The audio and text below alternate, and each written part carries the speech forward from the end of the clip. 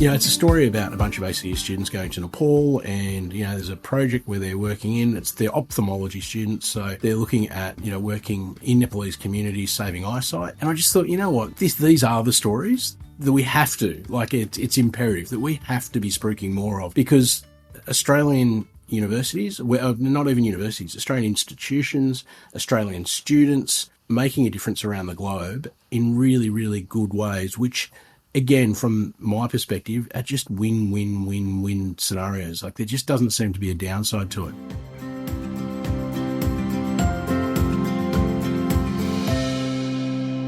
G'day, I'm Rob Malicki, CEO of the Global Society, coming to you today from Garrigal Land in Sydney. And I'm Dirk Mulder, CEO and founder of the Koala News, and I am down in Wurundjeri country down in Melbourne. We're actually hosting a bunch of events around the country at the moment, Rob, and where tomorrow will be event 2 of 3. So it's been amazing. We're up in Brisbane last week and down in Melbourne this week. So it's been great. I can't wait to hear about that, Dirk. But before we get started, mate, I feel like I haven't seen you in a long time. It feels that way, doesn't it? The last couple of wraps I've put out, I've said, Rob and I will be back next week, and we just haven't been able to make it work. So it's great to be able to sit down and rekindle the flame, so to speak, mate. Absolutely, mate. So tell me about this. This is super exciting. Yeah, so look, mate, it's been a really interesting, well, certainly, we've had one event, and really, to give you the context, it's really, I guess, on the back of the election and some of, and I use the word lobby with a really soft L. I think there's probably been, or certainly feedback that I've received is, to try and get people together, take the pulse of what's going on around election time. And, we're, both myself and Tracy and other writers were pretty, adamant about, using this election time as best as possible to be able to, I guess, talk to the sector about what's important. And I think, we go back over our conversations for the last, several months, and, there's been a lot of things happening in the sector. Visa fees have gone up. We'll talk about that because that's just happened again. But there's just been a lot going on. And I think to be able to sit down and actually talk to people face to face in a room, in a focus group environment where discussion is the number one priority, not presentation, not anything else, but a discussion has been really, really rewarding. So, like I said, certainly the Brisbane sessions, and tomorrow will be the second one here in Melbourne, and then Sydney will be next Wednesday, the 7th of May. But yeah, just having those discussions and then being clear, I guess. So from a koala point of view, there's two main aims out of this. One is we want to ensure that we're writing, the most relevant content and being able to reflect that back to the sector and what the sector needs, both in terms of, wanting to know about things, but also about how things are shaped and the topics that are meaningful to them. So that's been really good and really valuable. And then the second is we've got like a document running in the background, which really, I guess, the easiest way to probably put it would be, I envisage it being, when the new government comes in, here's almost a blueprint for the next strategic plan. Here are the things that we need to work on. Here are the things that aren't working. How do we fix them? And how do we do it in a way which, is risk adverse, but, allows sustainable growth for the sector. And I think that's what everyone's about. So, mate, yeah, it's been a fascinating few weeks, and that continues over the next 2 weeks. Amazing, man.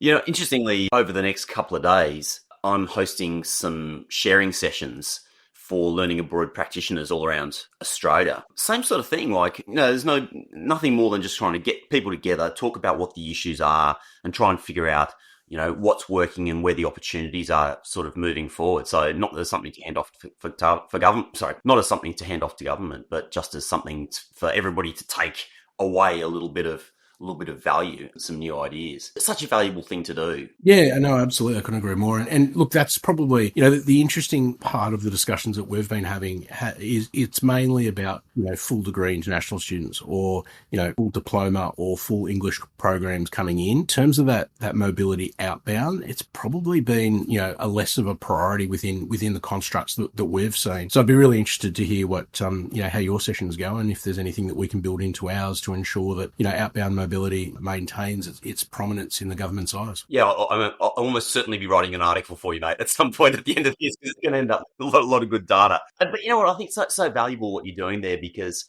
obviously, the peak event for the year in terms of collaboration and integrate, getting together is the AIEC, the Australian International Ed Conference. And as we announced on one of the earlier podcasts, we're going to be back. The Koala News and Global's Writers, we're back as the official podcast of the conference and also as one of the media partners. So fantastic news. But outside of that, peak event in October, it's important to have these sort of connection points throughout the year. And so I think it's great what you're doing. Mate, let's move on to probably the biggest news, or definitely the biggest news of the week. And maybe to paint a picture, I was going for a run around this sort of lake near my house. It's an 8 kilometre circuit. I'd run about 6 kilometres around this lake. And as I get to this scout hall, I can see this mob of, bright-eyed young liberals in their blue t-shirts handing out flyers. And I went, oh God, it's pre-poll voting. I think I might jump in and drop in my vote right now. And as I walked into this horde of electioneers, my local member is an independent, one of the Teal independent. And I walked through this horde, this, what do you call it, a cloud of major party volunteers. And there, right at the end, is my local member by herself and handing out her votes. Yeah, and I was like, oh wow, great. There you are, good on you. A little bit outnumbered. That must be what it feels like every day of the year for you. But of course, it's election time, and by the time people are listening to this at the end of the week, we're on the verge of a big election. Well, let's jump into what it means. You've been publishing some articles about the announcements that have been coming out from the majors. I got to say, like every time, it's not because I'm reading your articles, by the way, but every time I see what the majors are announcing, I'm like, oh my God. Head shake. Yeah, I mean, and it's probably the best way to sum it up, because seems to be a consistent theme, right? Like we've been talking about it for months now. There doesn't seem to be a plan. So you get these announcements that come from left field, and you sometimes question, how does this fit into any sort of plan? And ironically, one of the things that we looked at, we went back to the most recent international education strategy, which I think is meant to end in 2030. And it was all about growth and sustainability and, all the good buzzwords. And you think these visa fees going up and whatnot, where does it fit into any of this? And so I think one of the big things is when you work in our sector, I think it's really easy to be disillusioned at the moment because it's just announcements from left field and you can't see them coming. It doesn't tie into any sort of narrative that you think, certainly from a strategic planning point of view, fits, or embeds itself anywhere. It absolutely, as we've been saying, seems to fit an election narrative, which seems to be extremely short-sighted. It's just, it's disillusional. So, look, the big news, like last night, the Labor Party, or this afternoon, the Labor Party committed to putting up visa fees again. So, if you remember, probably 6 months ago, there was an announcement again from left field that visa fees were going up to $200, and now they're saying $2,000. But that's not the worst of it, is it? Yes. No, absolutely. So $2,000, and again, when you put that in the context of other destinations, it's a significant amount. I mean, look, it's probably not as much as what the Liberal Party are proposing, and maybe this is where the politics game is, where we're not as bad as the other mob. And I think there may be something to be said about independent and where we're going, because it doesn't appear that either major party really understands the sector or how to promote the sector in a way which is welcoming and globally competitive. So, it's disappointing, mate. It's disappointing. I had a really good... Those people that didn't follow the announcement by the coalition, they're talking about $5,000 visa fees for the group of 8 institutions. I mean, these are utter ludicrousy, and $2,500 for other institutions. Yeah, I mean, it's just I'm just going to calling it batshit crazy. Yeah, well, it is. And look, the irony is I've been talking to people who probably have had conversations with the insiders, and they're saying, well, what's $5,000 when you're paying $35,000 for per year for a degree? That's literally the logic that's being bandied around in Canberra at the moment. Then you look at, Ian Aird was quoted in the story, and I think it talks about certainly other cost programs, 50% visa decline since these visa fees went up. So when you put it through an economic elasticity model, like the elasticity theory is coming true. The more you put up the price, the less sales you get. So it would be really interesting to see where we land on this one, and in the next little bit. Phil Honeywood I had a good chat with as well yesterday about this, and there's two things to this. So one is, I think,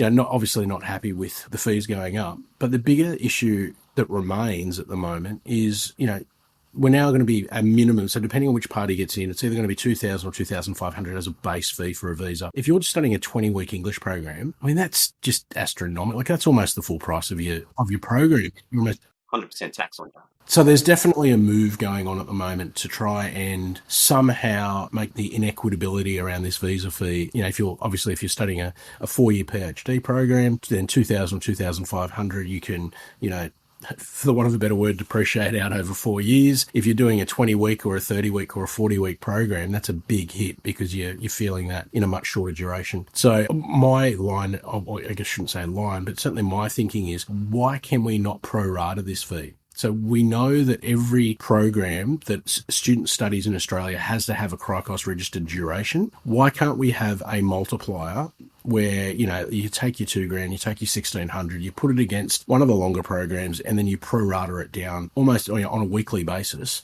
depending on how many weeks your Cricos registered program is going to be here. Again, maybe I'm missing the point. Maybe we're not talking about good, transparent policy. We're talking about policy that will, disincentivize students from coming here. And, that's probably the reality of it right now. Oh, mate, government couldn't organise a readathon in a bookshop, so I don't trust them. Don't trust them to be able to organise something as complicated as pro-ratering visa fees, I'm afraid.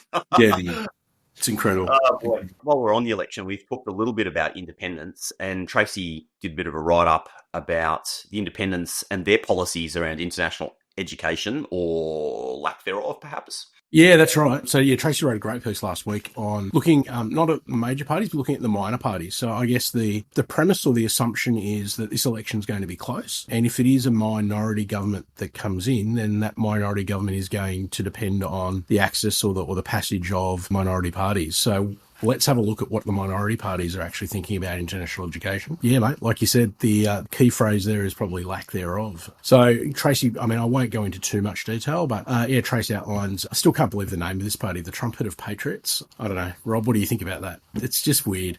Anyway, not much. I reckon a whole bunch of people were sitting around smoking on a reefer as high as kites, and they went, I've got this cracking idea. Let's call it a crumpet of patriots. No, trumpet of... Did you say crumpet? I'm hungry. You know what I mean? Like, just utter ludicrousy. And I'm sure you're the same, mate. You're probably getting all their text messages, right? I've had at least 3 text messages from the trumpet. Yeah, absolutely. It's amazing. It makes me think of, how on the left side you've got the shovel, you've got the sort of shovel newspaper, or like satirical news. You've got the shovel, and on the right you've got the trumpet. There you go. You heard it from me first. Yeah. Anyway, moving on. There's not much there in terms of policy from the Trumpet of Patriots. The Greens we probably know a little bit about. So, they've got $250 million annually for travel and health confessions, affordable student accommodation, setting racial diversity targets, requiring universities to survey and publish data on racism, mandate anti-racism, require universities to publicly report their progress. So there's quite a bit there. And we saw through the Senate hearings, Senator Faruqi, position more over on international students. So we know that they're interested, and then we know that generally they're supporters of international students. It will be interesting if they are, holding the balance as to whether that's something they would trade off, or whether that's something that the major party, who might be a minority, would actually consider and trade off, and then be able to blame the Greens on later on. So, but again, it's a crack in the door, I think, for people to consider and to look at. Beyond that, we've got, Pauline Hanson's One Nation, we've got David Pocock, we've got Jackie Lambie, we've got the Qatar Australia Party, and the Victorian Socialists. All are pretty thin. What I would say is, David Pocock through Senate hearings appears, and again, this personal opinion, appears David's head screwed on, seems to ask the right questions. Whether his single voice in the Senate carries further weight, we don't know. But again, it all depends on the margins on the election outcome. But certainly, I think he would be one of the more objective voices in the Senate on this stuff. It's one of those things, we've talked about this before, but I really feel that Australian institutions, not just necessarily universities, but all organisations, need to be putting together some sort of war chest to combat this stuff, like to help shift this narrative, the social licence narrative. And maybe that's on a pro rata basis, but creating some sort of independent not-for-profit to actually counter this narrative. Because, even heard Patricia Karvelis, ABC radio host, talking recently about international education, and she wasn't explicitly endorsing, reducing numbers, but it sort of came across like, oh yeah, maybe it's not a bad thing that we sort of cut back all these international students because it's undermining our university sector. And once again, I don't want to put, maybe I'm wrong about my interpretation of her views on this, but that's how it sort of came across to me. And I thought, wow, you've got like a highly educated, intelligent journalist who talks to everybody, who seems to have this kind of view as well. I'm like, we've got a lot of work to do. And the only way to combat that is with money and communications and narrative and advertising. So, the longer we sit around as an industry and don't put that money in, the longer this narrative is going to persist. That's my view. Yeah, look, I think you're not far off the mark there at all. Yeah, we've got a lot of work to do. And look, the hard thing, I think one of the things that was discussed as a thread in the forum was this social license up in Brisbane. And I think it's really, when your own politicians and leaders are hitting you down so hard, it makes it really difficult to get any air or any traction in that space. So what we really need to be doing is you're absolutely right, is that we're pulling the politicians to this by advertising, or are we pulling the public so the politicians actually sit up and listen because it's then votes? What's actually the strategy behind this? Because you're right, something needs to change, but what's the button we need to hit? I'd be looking at this as something that needs to shift with a generation. It's like in this election, we see huge influx, nearly 80,000 new voters aged between ticking over and becoming voters for the first time. So in that kind of 18 to 20 range, registering to vote for the first time as young voters. It's the biggest cohort of new young voters ever. To me, like, this sort of narrative changes with generations. So I don't think we should be worrying about the boomers. We shouldn't be worrying about people our age. I think we should be trying to get that message out to the TikTok generation. Like getting that communication out. They're consuming all the time. That's actually the place for us to do it. You can do it so inexpensively. Unis wouldn't, or not just universities, but the sector wouldn't actually have to invest that much to get a great collection of influencers across the country sharing those good stories in a methodical way. Yeah, but it would just take somebody to lead it. So yep, it's interesting you say that, because I was a judge on the New Colombo Plan last year, and one of the things the New Colombo Plan obviously has is that ambassadorial role when you come back, and in terms of spruiking that. And one of the things that I've been thinking about is how do you activate Australian students who have been abroad, because they're going abroad, notwithstanding COVID, they're going abroad probably in the last 5 years more than what they have been in the last 20. How do we activate those people? Because they're the people that have had an abroad experience. They're the people who understand the context in which international students come here, and they're probably going to be more empathetic to that whole situation. So maybe that's a logical starting cohort, if I can put it that way. I'm not sure. But yeah, I mean, like I said, it's, we've got serious work to do. But yeah, and as you say, the longer we hold out, the harder it will get. Should we have a quick look overseas? Absolutely. Luckily, the Koala welcomed Aparna Jacob to its guest writing staff, if I can put it that way. She wrote a bit of an op-ed. She's been travelling through the UK for the last little bit. She thought she'd try and share some thoughts. And it's really amazing, isn't it? You think about what we've heard out of the UK over the last couple of years, and there've been very similar messages, about universities, around diversity, around international student visas, around all of these things. And we're not too far off the mark, right? So Aparna reflects on that quite well. And the catalyst for that, again, in coming out of our Brisbane session, was one of the things that seems to be changing the UK at the moment is they've got this, for the want of a better word, international education champion. It's kind of like someone who's accountable to the sector, or somebody within government who's actually can pull all the pieces together and is actually there. And it turns out that now things are starting to move a little bit, because there's some actual sense being talked into those channels. And it's not just about the lowest common denominator anymore. It's about investment, and it's about all of those things. So from what I'm hearing from different people is things are starting to move a little bit in the more positive in the UK, which will be interesting. Again, I mean, if they change policies and, Australia and Canada and the US are still somewhat on the nose, then, that might be a nice little heyday for the UK to cash in on. And it will happen at some point. One of the big four is going to break ranks and go after the market again. Do you think that's like the intention of Australia's Friends of International Education parliamentary group? So Phil Honeywood has really driven that as trying to get a cross-party group of supporters inside the parliament that will be able to champion the cause. Do you think that's the same sort of idea here that Phil's been driving towards with that? Yeah, look, I mean, absolutely. I think there's a mechanism. I mean, I think the Friends of Parliament group probably doesn't have a formal, accountable structure behind it. And, again, the Council for International Education has had probably about a 10-minute discussion at the Brisbane Forum as well. And it's not that the structures aren't there, because you put it all on paper and it looks like we're a very well governed and a very well fed back sector, if that makes sense. And those structures and those governance models have worked very well for a long period of time. But in the last 12 months, I mean, this is the things that were put to the forum last week, was that a lot of the changes that were seen never actually went to the council. They were just cabinet decisions that got rolled and got